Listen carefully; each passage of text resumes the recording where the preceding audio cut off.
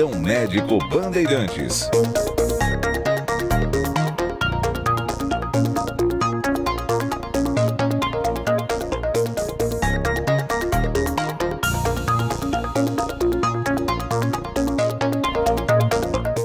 Dez e 5, agora sim, áudio e vídeo conosco, abrindo o Plantão Médico Bandeirantes, recebendo a doutora Giovana do Moncel, que é hepatologista.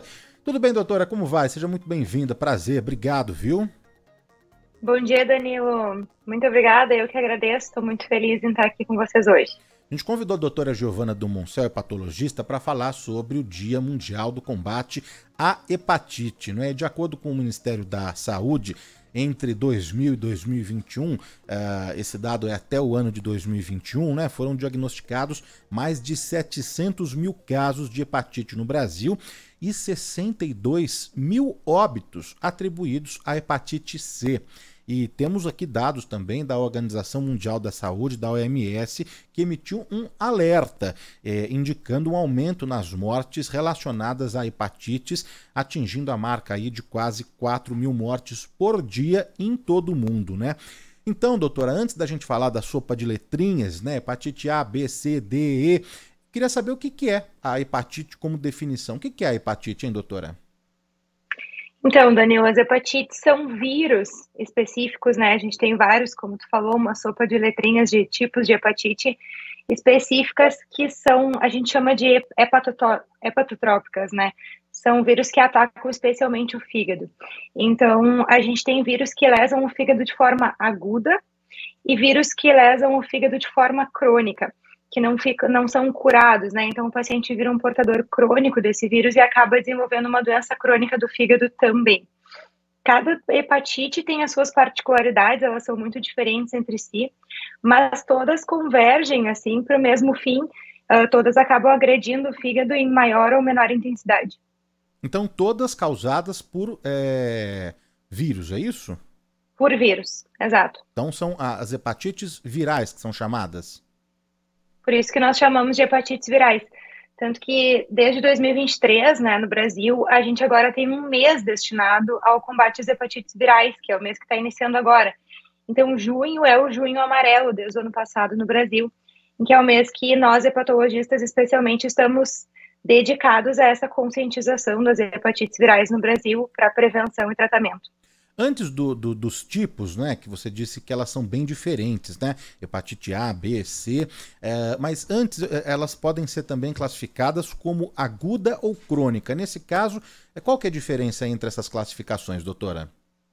Perfeito. As hepatites agudas são hepatites que tendem a se apresentar, fazer doença no paciente e ter uma resolução em poucos meses, geralmente dentro de 6 meses no máximo, né?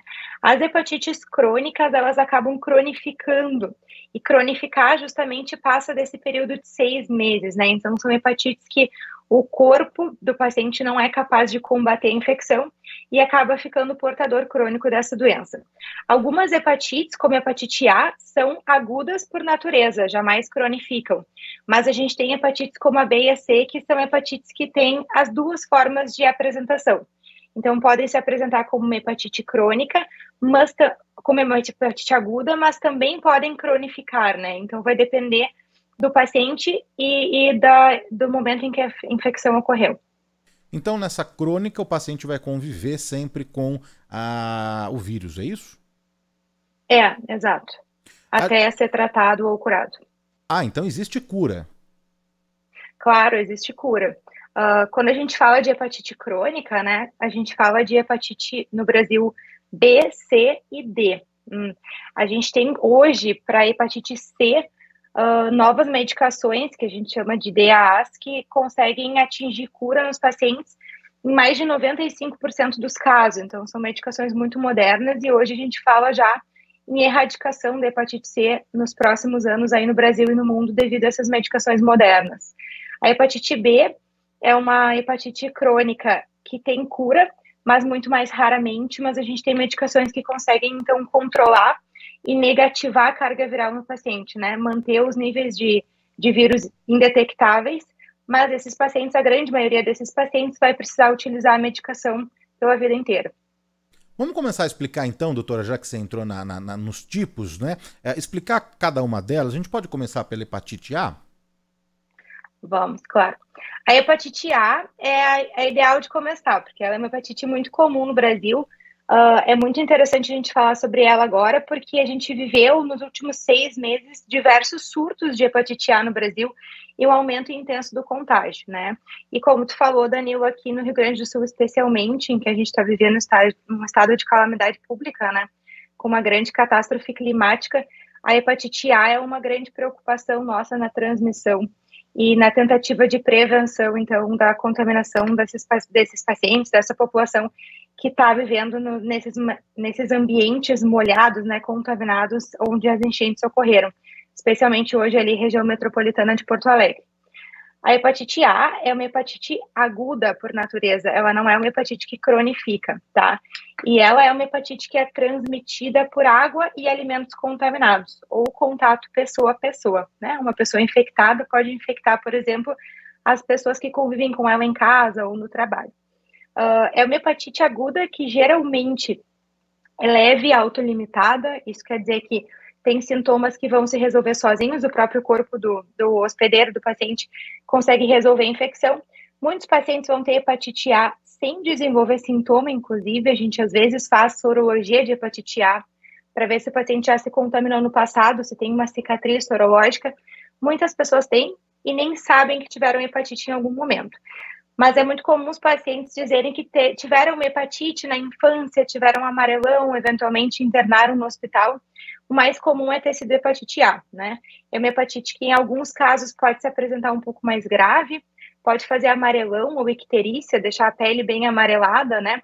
E fazer uma inflamação bem importante do fígado, então alterando aí todas as provas de função hepática e, eventualmente, alterando até a função hepática em si, né? Muito raramente a hepatite A pode progredir para a gravidade e para a insuficiência hepática, exigindo transplante de fígado. Mas isso é exceção. A regra na hepatite A é ter uma resolução benigna, uma evolução benigna e uma resolução espontânea, né? Então é uma hepatite que geralmente não dá tantos problemas e não cronifica. Mas o que é importante a gente saber da hepatite A? Ela é muito comum no Brasil, tem muito contágio no Brasil, e ela é uma hepatite prevenível por vacina, né? Então, hoje, no calendário vacinal das crianças, a gente faz uma dose de vacina de hepatite A em todas as crianças, né? Quem é adulto não foi vacinado. Os adultos não vacinados precisam fazer 2 doses da vacina, e é uma vacina altamente eficaz. Então, é uma hepatite que a gente consegue prevenir com vacina, e isso é fundamental, é muito importante que todos saibam para procurar justamente vacina. No poder público, né, então no SUS, a gente tem vacina da hepatite A disponível nos CRIs, que são locais especiais para vacinação, para pacientes com algumas doenças específicas. Então, não é ainda para os adultos uma vacina universalmente disponível. Mas em clínicas de vacinas, a gente tem muita facilidade, então, de realizar essa vacina em 2 doses com alta eficácia. Doutora, então a hepatite A, ela é causada através do vírus, né, que isso a gente já entendeu, mas com água e alimentos e fezes contaminadas, é isso? Perfeito. Por isso a preocupação agora também no Rio Grande do Sul, além dos casos todos, dessa explosão de casos de hepatite A no Brasil, agora o Rio Grande do Sul tem também mais essa preocupação por conta de toda a água suja, de toda a água contaminada, é isso? Exato, a hepatite A ela é uma doença clássica, assim, né, dos países em que a gente tem problema de saneamento básico, por exemplo, né, então em situações, em regiões onde o saneamento básico não é muito bem estabelecido, a gente tem alto contágio de hepatite A, especialmente em regiões onde não tem encanamento, por exemplo, para dejetos, né, e quando a gente fala de enchentes, por exemplo, região metropolitana de Porto Alegre hoje, todos os bueiros tiveram sua capacidade ultrapassada, né? Então, a gente tem uma cidade completamente molhada, né? Então, totalmente alagada, em que a gente tem muita possibilidade de contágio de hepatite A, né? Então, a gente tem contato com a água, uma água suja, que pode sim estar contaminada, tanto com fezes humanas ou de animais, ou, enfim, dejetos, ou contato com esgotos também. A gente, hoje, lá em Porto Alegre, a gente está vendo que existe um arroio que é um arroio com dejetos, né, humanos, que se chama arroio dilúvio. A gente está com uma capacidade super elevada nesse arroio, ele está praticamente transbordando. O asfalto nessa avenida Ipiranga está, inclusive, cedendo. E essa é um prato cheio, então, para aumentar o contágio dessa doença, né? Assim como a hepatite A, né, nessas eventualidades, a gente tem também um grande contágio de leptospirose, porque a gente sabe que a leptospirose, ela passa pela pele íntegra, mas muito mais machucada, e pela água. Então, a gente sabe que essa água, ela tem contato, com certeza, tanto com urina de ratos, urina de humanos, né? Mas a leptospirose, em especial, urina e fezes de ratos. E a gente sabe que os casos de leptospirose começaram agora a aparecer, e sempre onde tem um cenário de enchente, a gente acaba tendo surtos de leptospirose e hepatite A. A diferença é que a hepatite A tem vacina, né? Então, a gente poderia ter uma população 100% vacinada e não correr tanto risco, mas infelizmente isso não é realidade nos adultos. E a gente percebe em Porto Alegre também uma questão logística muito complicada, então a gente não consegue vacinar na urgência, não estão conseguindo fazer isso, né? Toda a população que tá morando lá ou que está em contato nos resgates, diretamente envolvida nessas áreas alagadas. Mas então é uma preocupação nossa. Desculpa te interromper, doutora, mas para a gente entender aqui direitinho, a vacina, ela é preventiva, então você toma antes para prevenir de contrair a hepatite A, ou nesse caso agora, nesse caso extremo que o Rio Grande do Sul está passando com as enchentes, uma pessoa que teve contato com essa água contaminada, não sabe se porventura pode ali vir a ter e contrair a hepatite A, ele pode receber a vacina nesse caso também? Sim. A vacina, ela é preventiva, né? Então, quando a gente faz com tempo, a gente realiza nos adultos 2 doses da vacina no intervalo de 6 meses. Mas nos casos de contágio, então, por exemplo, nem falando de uma catástrofe como a gente está vivendo, mas alguém em casa teve hepatite A, né? Então tem algum familiar contactante. A orientação é de vacinar, então, todo mundo que convive com esse paciente, né? Uma vacina que seria preventiva ali naquele momento de contaminação também. Então, sim, se pudéssemos hoje vacinar toda a população, seria muito interessante. E aí, a aplicação, então, são 2 doses no intervalo de 6 meses, né? Mas daí a pessoa já com a hepatite A, que sintomas? O que ela sente? Quais são os primeiros sinais aí da doença? Sente febre, dor abdominal, eventualmente vômitos, diarreia, cansaço, fraqueza, e pode evoluir para amarelão ou icterícia. Alguns pacientes sentem dor abdominal exatamente na região do fígado, que é no hipocôndrio direito, nessa região subcostal aqui no espaço das costelas à direita. Então, é um local onde o paciente pode ter dor. Por algumas semanas, né, eventualmente o paciente desenvolve amarelão mais tardiamente, e o amarelão é um sinal de preocupação. Geralmente, esses pacientes a gente vê muito mais de perto e, às vezes, precisa de internação hospitalar também para monitorar eles. Tem muita gente participando aqui conosco, doutora Maria José, o Francisco Ferreira de Oliveira, Margarida, Roberta Aparecida, o André HQ, Regina Barros em São Carlos, Vivaldo Junqueira, o Romeu Mota Castanho. A gente vai registrando aqui aos poucos a participação e as dúvidas dos ouvintes, mas em geral, muita gente curiosa em saber sobre a transmissão, mas agora de pessoa para pessoa, né? Ouvintes falando nos casos de creches, né? Que muita gente pode, as crianças principalmente, podem se contaminar nas creches também, mas aqui pedindo explicações sobre os cuidados com talheres, com copos. A transmissão, então, pode ser feita assim, fácil dessa forma, utilizando um mesmo copo, por exemplo, doutora? Precisa ter um paciente infectado em período infectante, né, para transmitir. Então, geralmente, quando existe um episódio de hepatite A, o paciente que foi infectado é isolado. Então, a criança sai da creche, o adulto sai do trabalho, o adulto fica mais isolado em casa, né? E sim, pode acontecer esse contágio pessoa por pessoa, que é justamente pelos problemas de higiene, né? Então, a orientação é que a gente sempre tenha aqueles cuidados de higiene básico, né? Higienizar as mãos sempre antes de comer algum alimento, higienizar bem os alimentos. Essas questões de higiene básica são capazes de prevenir. Mas, sim, quando a gente tem um contato íntimo com um paciente que está infectado, existe essa possibilidade de contágio. Mas daí, nesse caso, então, nesse período, ele fica isolado, que nem a gente viu na pandemia, 14 dias, 5 dias, 7 dias, qual que é o período? Mas é um isolamento de contato, né? Não é um isolamento como o isolamento do Covid.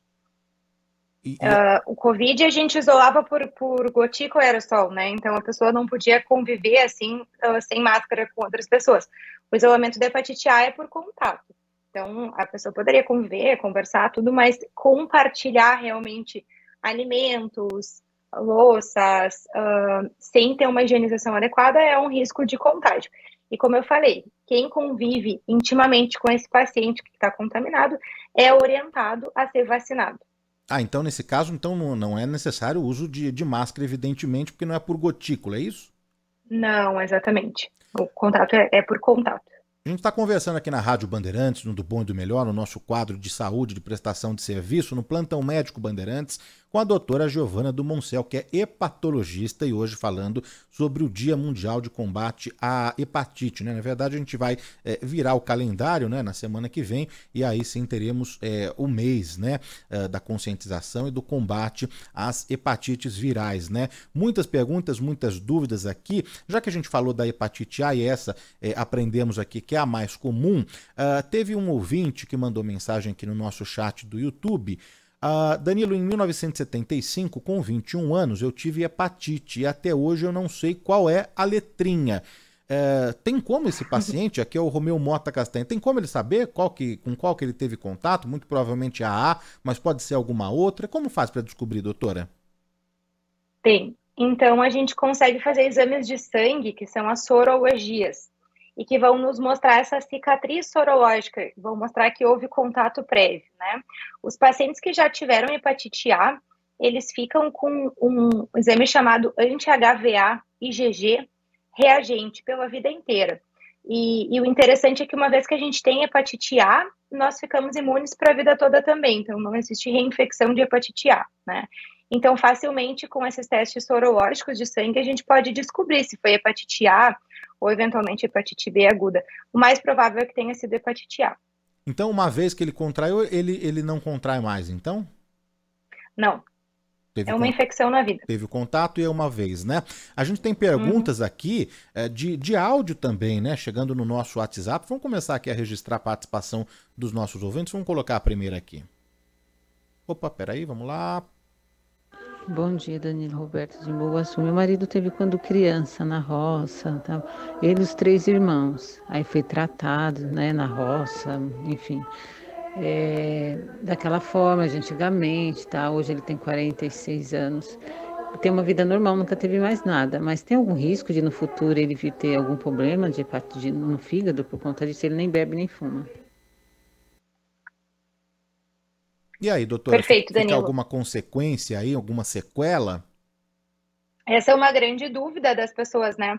Se um fígado que já teve hepatite A fica com problemas depois. A verdade é que não, tá? Então, a hepatite A é uma hepatite aguda. Naquele momento em que houve a infecção, ela pode realmente inflamar muito e lesar o fígado, mas a regra é que haja uma recuperação e essa hepatite não progride com doença crônica. Por exemplo, a hepatite A não causa cirrose, né? Então, se ele teve hepatite A lá na infância, ele não vai ter consequências no fígado dele hoje pela hepatite A. Mas é claro que o paciente não está livre de ter outros motivos para doença hepática, né? Outras hepatites. Claro, a ouvinte falou que ele não ingere álcool, enfim, mas às vezes tem diabetes, está sobrepeso ou obeso, pode ter esteatose hepática, por exemplo. Então, outras doenças podem acontecer ao longo da vida que podem lesar o fígado. Mas a hepatite A não é responsável por essas lesões a longo prazo ou crônicas. Mais uma aqui dos nossos ouvintes por áudio, vamos ouvir. Bom dia, Danilo. Bom dia, doutora. Eu tenho uma dúvida que eu gostaria de tirar já faz um bom tempo.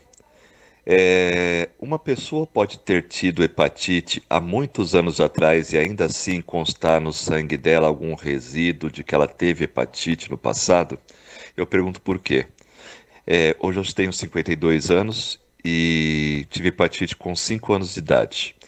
Só que em 1998, eu me lembro bem, fui doar sangue. E meu sangue, depois de uns dias, eu fiquei sabendo que ele não foi aceito. Por causa de determinado problema que eu, infelizmente, na época, por até descuido meu, nem fui atrás. E a única coisa que eu me lembro de eu ter tido que poderia ter impedido o uso desse sangue foi eu ter tido hepatite. Mas fora isso, mais nada. Então eu tenho essa dúvida até hoje, gostaria de tirar. Um abraço, meu nome é Roberto, sou de Mauá. Sobre o sangue, né? Claro que ele faz uma pergunta além da doação de sangue, se ela fica ali, né? Esse registro, doutora, não quero perder aqui a pergunta do ouvinte, mas tem muitos ouvintes perguntando, Miguel Aguilera, o pessoal aqui no nosso chat do YouTube e também no WhatsApp, sobre justamente a doação de sangue, né? Mas, por gentileza, atendendo aqui o nosso ouvinte. Roberto, então, assim, quando a gente tem uma hepatite, a gente fica com essa marca sorológica que eu falei antes, né? Então, sim, com exames de sangue a gente consegue diagnosticar que no passado tu teve contato com hepatite. Diversas, hepatite A, hepatite B, hepatite C, tá? Então, a gente fica com essa marquinha sorológica, essa cicatriz. A hepatite A, como eu falei, o anti-HVA e IgG vai revelar que tu teve hepatite A no passado, mas o que é mais comum de acontecer ao doar sangue é uma triagem que a gente faz no banco de sangue para hepatite B, né? A hepatite B é um vírus que, na maioria dos casos, se apresenta como hepatite aguda e, na minoria, cronifica.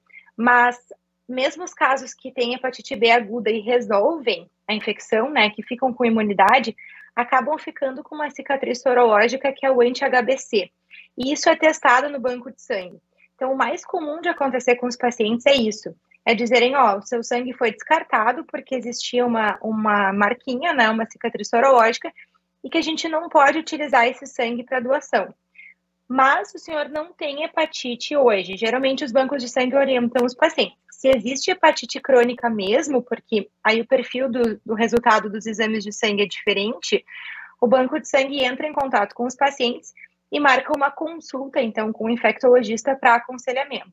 Então, o mais comum é essa marca sorológica da hepatite B ser descoberta ao doar sangue.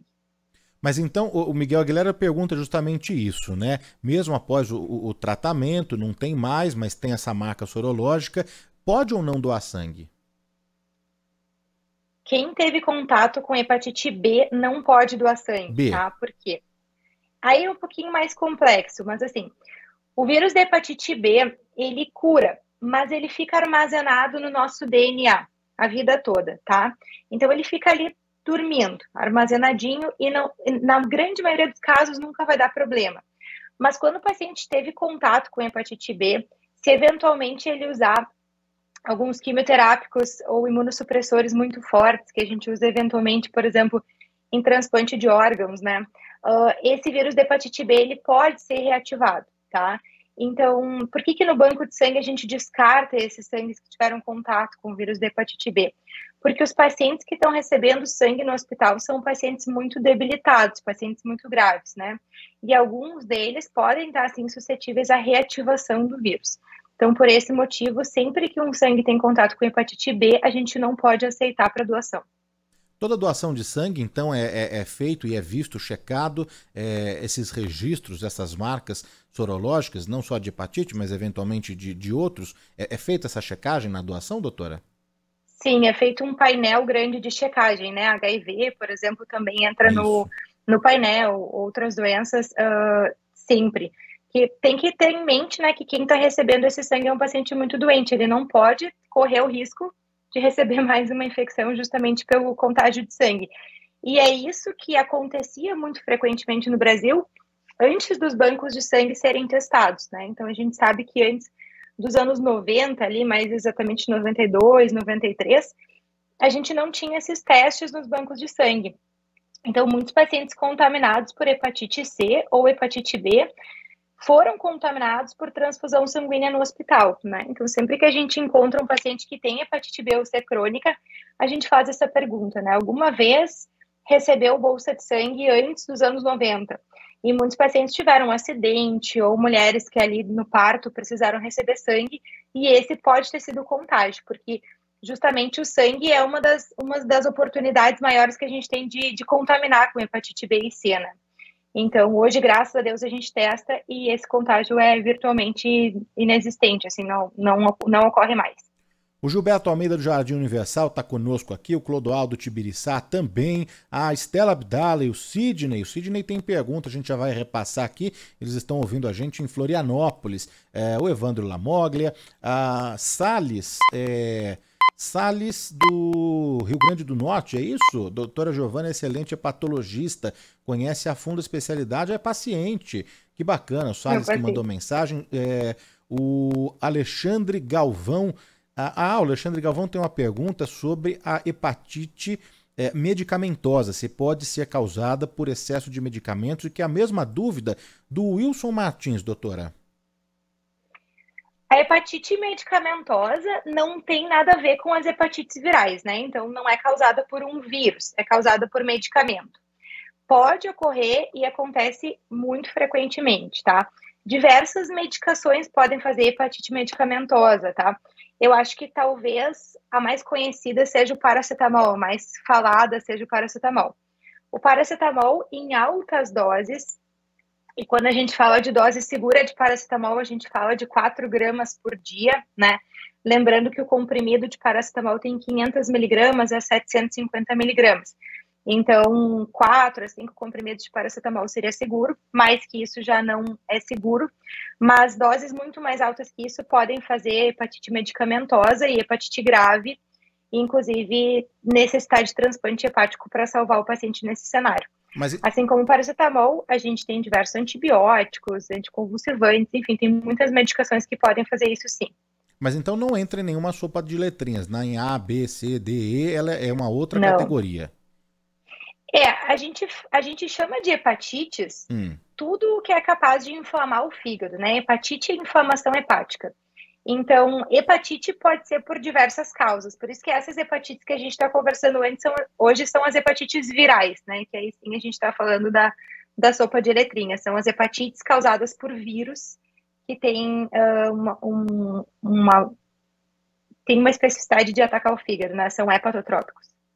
Tem mais ouvintes aqui conosco, Antônio Freire, Edilene Soares, Toninha Escatena, o Gilberto já falei, do Salles também, Cleusa Muniz está ouvindo a gente em Santos, disse que está chovendo por lá, uma chuvinha boa, gostosa, o doutor Lucas Dalpozo, doutora Giovana, aqui também, muito competente, o Romeu Mota a gente já falou, Eurides Machado, a Janete Ishigaki, mandar um abraço para o grande Manuel Zaidan, que também está conosco aqui na escuta, na sintonia nesse sabadão, obrigado aí, Manuel, sempre, o Rodrigo, né, Marcelo Lourenço, a Fátima Mendonça, tem muitas dúvidas ainda sobre hepatite, né, a gente está falando agora sobre a hepatite A. Eu perdi aqui a mensagem, achei, do Sidney de Florianópolis, né, doutora, a hepatite pode evoluir para cirrose ou até câncer? Sim. As hepatites que evoluem para cirrose e câncer são as hepatites que podem ser crônicas, né? Então, voltando para a sopa de letrinhas, a hepatite B pode causar isso, a hepatite C também pode causar isso, e a hepatite D também pode causar. A particularidade é que a hepatite D ela só ocorre em pacientes que são infectados por hepatite B, né? Então, na prática, paciente que tem hepatite B crônica ou hepatite C crônica, não tratada, podem sim evoluir ao longo dos anos para cirrose e desenvolver câncer de fígado, que é um câncer característico dos pacientes com cirrose, né? E quando a gente fala de hepatite B, tem mais um agravante, que é a hepatite B é um vírus altamente carcinogênico, ele é um vírus que predispõe ao desenvolvimento de câncer de fígado, mesmo nos pacientes que ainda não desenvolveram cirrose. Então, tem os dois riscos aí, né, na hepatite B. Doutora, vamos falar um pouquinho mais de hepatite B, mas antes da gente falar, tem uma pergunta aqui do nosso ouvinte chegando de áudio, justamente sobre a hepatite B. Falamos bastante sobre a hepatite A, mas tem dúvidas aqui da B. Vamos ouvir aqui primeiro. Por favor, me informe se os pais que tiveram hepatite B transmitem aos filhos na gestação ou no DNA. É Luci, de Guarujá. Luci, então assim, uma mãe portadora de hepatite B, que tem carga viral alta, né, que tem o vírus ativo no sangue e que não foi tratada, pode sim transmitir hepatite B e principalmente no parto, tá? E isso é um grande problema porque Ao contrário dos adultos, quando um adulto entra em contato com hepatite B, a chance de cura espontânea é mais do que 90%, né? Uma minoria vai cronificar. Mas nas crianças recém-nascidas que foram contaminadas pela mãe, e aí é a mãe, né? Mais de 90% das crianças vão desenvolver hepatite B crônica, porque eles ainda não têm um sistema imune preparado para combater, então, essa infecção aguda, né? Então, sim, a gente chama esse contágio de transmissão parenteral, transmissão vertical, perdão, que é a transmissão que ocorre de mãe para filho. Os sintomas são parecidos com a hepatite A? Da hepatite B, sim e não. Então, como que acontece a hepatite B, né? A gente tem... Hepatite B é uma hepatite muito complexa, ela tem 1000 facetas, assim. Então, primeiro a gente tem os casos de hepatite B aguda, né? Os casos de hepatite B aguda podem ser completamente assintomáticos e o paciente nunca saber que teve hepatite B, ou o paciente pode ter sintomas, e de novo, aí vai ter alguns sintomas parecidos, sim, com a hepatite A, que pode ser mal-estar, pode ser febre, eventualmente pode ter sintomas gastrointestinais, como vômito, náuseas, e pode fazer amarelão ou icterícia, né? Esses são os pacientes que fazem hepatite B aguda. O mais comum é a gente encontrar os pacientes com hepatite B crônica, né? Esses pacientes que não curaram a hepatite e que viraram portadores crônicos. Tanto a hepatite B quanto a hepatite C, o mais comum é não dar sintoma, tá? Então é por isso que são hepatites virais que nos preocupam tanto. Os pacientes podem não sentir nada por muitos anos, inclusive quando estão desenvolvendo fibrose e cirrose do fígado. Inclusive, pacientes que têm câncer de fígado podem não ter sintomas, né? Então, isso que é grave, né? A gente pode ter, às vezes, descobre hepatite B num paciente que diz, doutora, mas eu nunca senti nada. Nunca sentiu nada porque essa é a regra. O mais comum é não sentir nada, né? Então, é por isso que a gente incentiva as pessoas, especialmente a população que está em maior risco, a se testar, a fazer os exames de sangue, né? Ou o teste rápido que tem disponível em qualquer posto de saúde para justamente fazer o diagnóstico mais precocemente, né? E aí, assim, a gente conseguir tratar antes de ter consequências mais graves. Então a recomendação é essa, doutora. Na dúvida, é bom fazer os exames, os testes, para saber, porque pode então, na maioria dos casos, não ter sintoma. Então a recomendação é essa mesmo, fazer uma sorologia, um teste para saber e descobrir.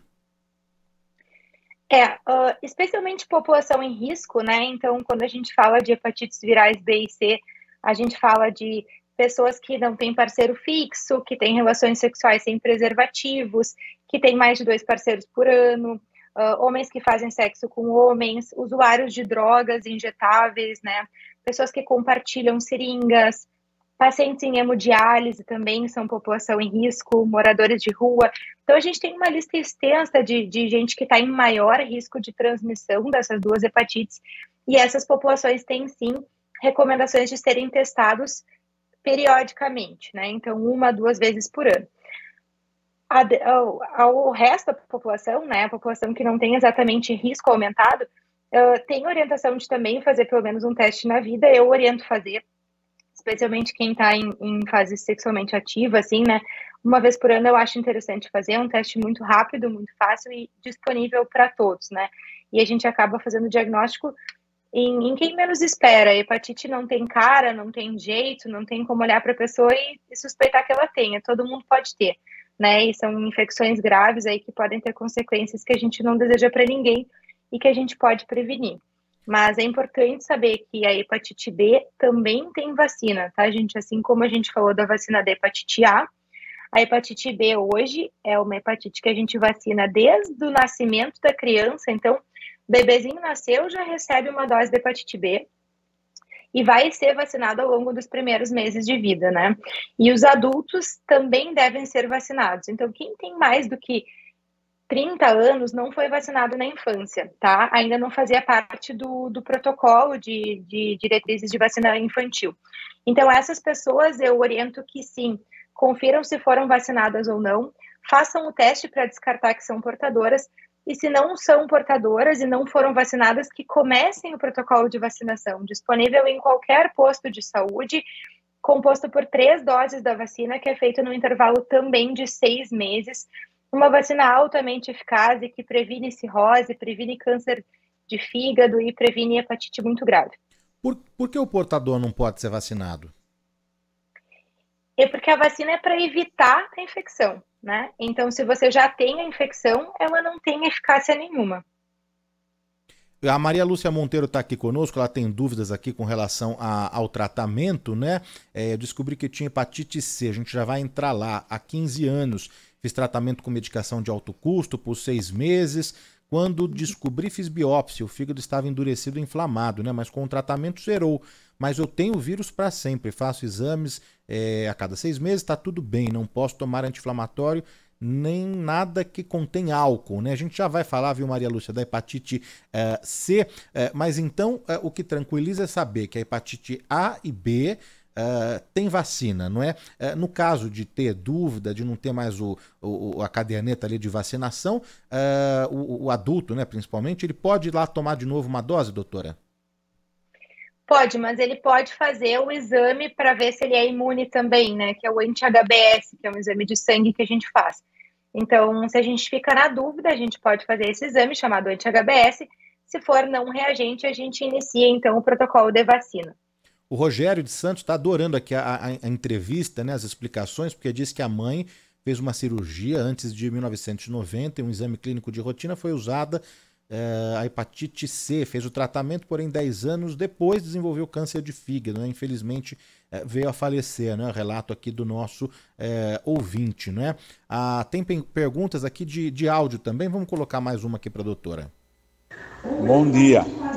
Sobre a hepatite, quem teve hepatite medicamentosa pode continuar bebendo ou fica alguma sequela? Bebendo moderadamente.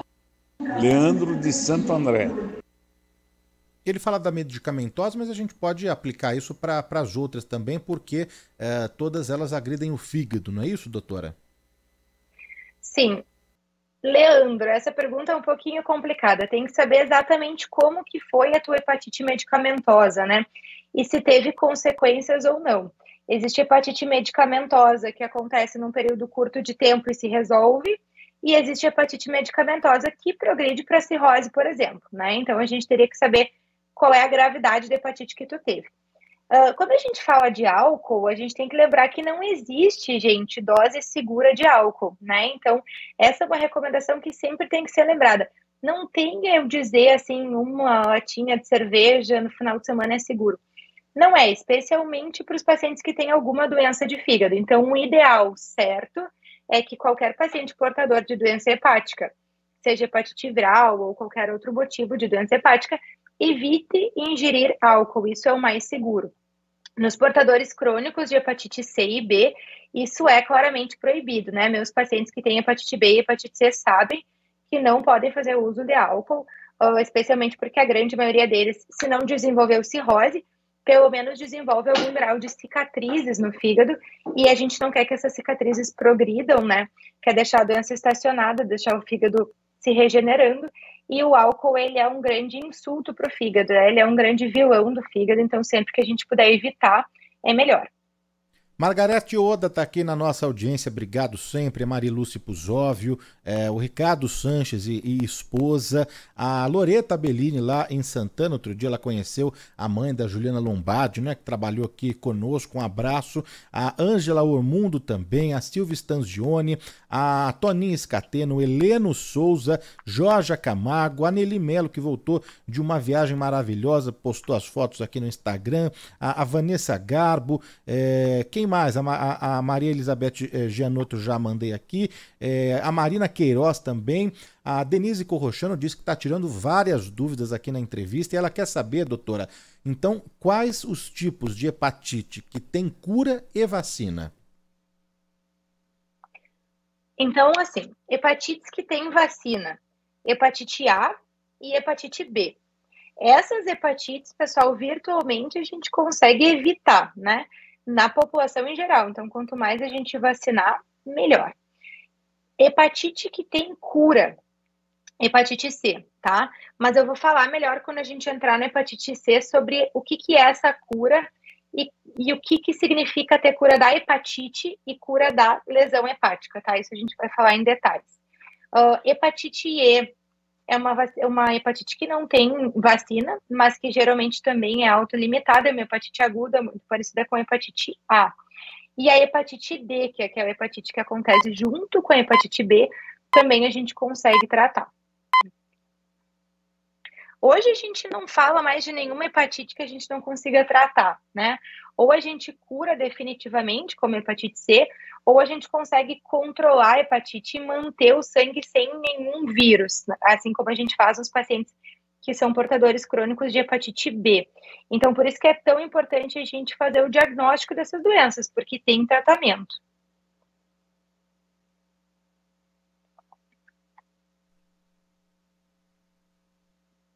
Perdi aqui o... Opa, tava mutado aqui. Tava mutado aqui o microfone ligado não fala, né?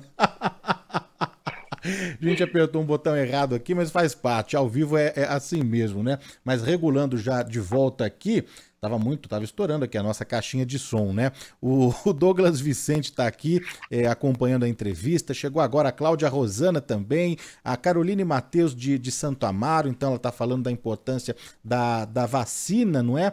E tem ainda um relato da Auriluce no nosso WhatsApp, né? A Auriluce, ela manda aqui o seguinte, né? Ela lamenta não poder doar sangue porque ela diz o seguinte: uma vez doando sangue, fui avisada que teve um problema, que provavelmente eu teria sido infectada e que deveria fazer o exame para comprovar. Eu fiz o exame de sangue e deu hepatite, diz ela, mas eu nunca tive hepatite, mas sempre consta nos exames de sangue, pelo menos constava, faz tempo que eu não faço o exame para checar, então eu nunca mais pude ser doadora, né?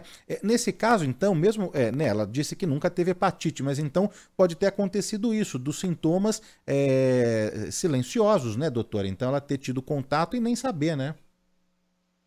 Perfeito. Muitos pacientes tiveram hepatite e não ficam sabendo porque não desenvolveram sintoma nenhum, né?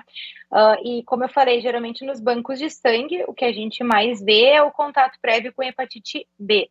Mas qualquer paciente que teve hepatite aguda, depois dos 10 anos de idade, a gente costuma, então, não utilizar esse sangue também. Se o banco de sangue chamou a paciente dizendo que ela tinha hepatite crônica, aí é um pouquinho diferente. Então, eu sugiro que essa paciente consulte, né? E que vá ter certeza com os exames de sangue que é só uma cicatriz, né? Que não é portadora crônica do vírus. O Dante de Aracaju, Sergipe, tá aqui acompanhando a entrevista. A Mariana Eliane Dias, né, também no Tatuapé, ouvindo. Quem mais? A Yara de São Bernardo tá adorando, desejando um excelente final de semana. Obrigadíssimo. E agora tem aqui mais perguntas para a gente encerrar aqui. Mais algumas perguntas de áudio chegando no nosso WhatsApp. Vamos aqui colocar a participação do ouvinte Bandeirantes. Oi, Danilo, bom dia. Com relação à hepatite, a doutora mencionou que as pessoas acima de 30 anos devem se vacinar. No caso, eu tenho 76 anos. Eu posso e devo fazer essa prevenção da doença através da vacinação? Vera Cangaíba.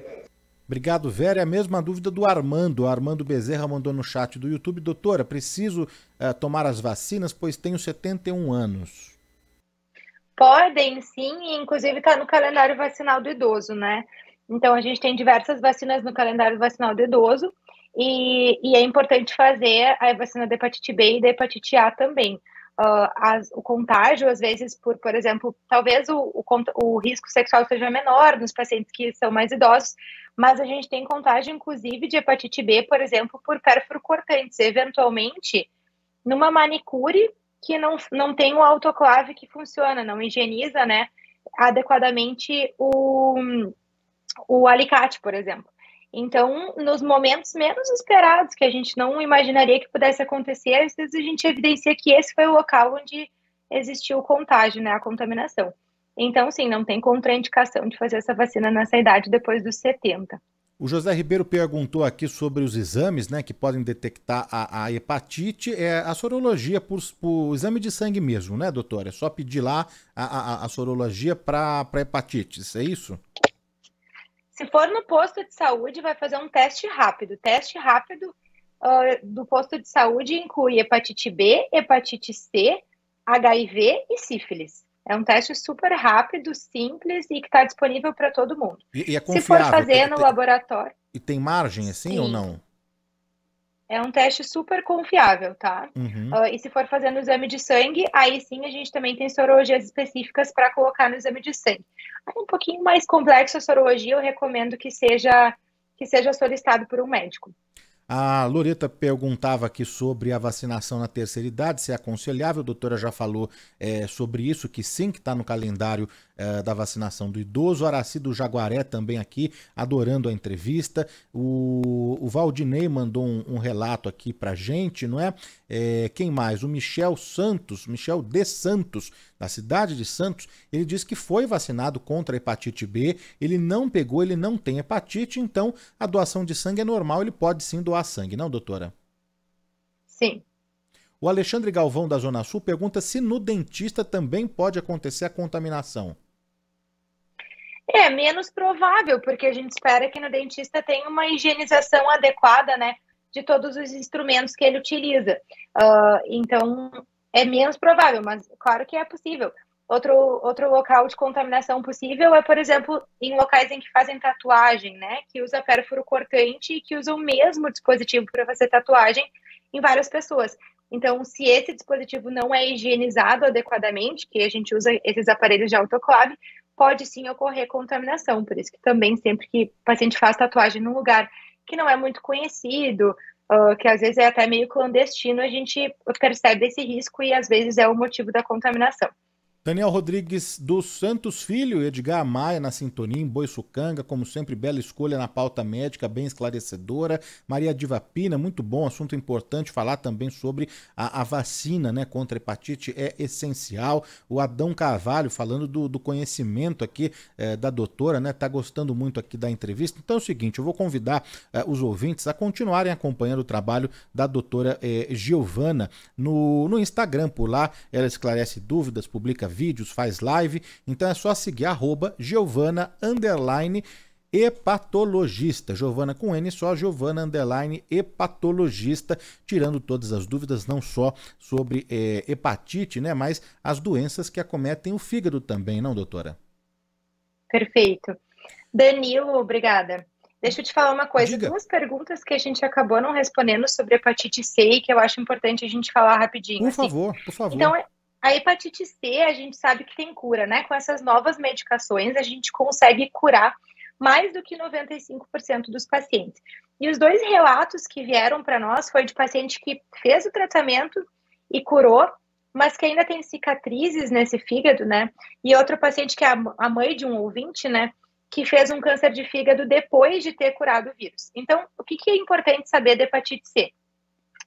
A cura do vírus da hepatite C é uma coisa, tá? Isso a gente consegue na grande maioria dos pacientes. Mas se o paciente foi tratado quando ele já tinha um fígado doente, um fígado com cicatrizes, com fibrose avançada ou com cirrose, a gente cura o vírus, mas a gente não cura a cirrose, tá? Então, esse paciente, ele segue sendo um paciente doente do fígado, um paciente cirrótico. Ele tem que seguir sendo atendido por um hepatologista ou um gastroenterologista no cuidado do fígado. Por quê? Porque seguem os riscos da cirrose, de descompensação da cirrose e o risco aumentado de câncer de fígado. E é aí que a gente perde muito paciente, tá? Eventualmente, os pacientes entendem que quando curam da hepatite C, estão de alta e não voltam mais para as consultas. Mas tem que saber exatamente qual é a situação do fígado desse paciente. Se ele tinha fibrose avançada e se ele tem algum outro fator de insulto para o fígado, por exemplo, é um paciente que também bebe, ou é um paciente que também está obeso, que tem diabetes, essas outras doenças que podem progredir, esse paciente não deve ter alta, ele tem que ser acompanhado sempre para evitar justamente essas consequências depois da cura do vírus da hepatite C, tá? Tá feito aí o registro, importante, né? Explicação, prestação de serviço, a ajuda da doutora aqui nesse tema tão importante, o Dia Mundial de Combate à Hepatite, não é? O João Celeste, parabéns, doutora, por essa entrevista, por essa consulta. A Cida Savino, da cidade de Mauá, doutora maravilhosa, guarda tudo na cabeça, excelente entrevista. O Adalberto também tá aqui gostando muito, não é? O Marcelo Cardoso, o grande Marcelão, com a Lenise Vilaça, também acompanhando a gente no carro, nas andanças, aí na estrada, muito bacana, brigadíssimo. Mamãe também, mamãe que é médica, que é colega otorrinolaringologista, com o papai ouvindo lá em Sorocaba, eles estão adorando aqui o bate-papo, a prestação de serviço. Rosana Saad, um beijo para você, brigadíssimo também, tá aqui atenta. Então, mais uma vez, reforçar a Aldélia também, a Aldélia que estava se recuperando, espero que você esteja bem, viu, Aldélia? Um beijo para você, brigadíssimo pela audiência sempre, espero que você esteja melhor. A Rosa Maria do Ipiranga também mandou mensagem, então convidar mais uma vez o ouvinte a acompanhar a doutora Giovana nas redes sociais, Giovana _hepatologista. Doutora, brigadíssimo, viu, pelo tempo, pela disponibilidade, por agregar e nos ajudar tanto aqui na manhã de sábado. Obrigada, Danilo, pelo convite. Foi um grande prazer e estou sempre disponível para vocês. Brigadíssimo. Conversamos com a doutora Giovana do Moncel, hepatologista, não é? Mandar um recadinho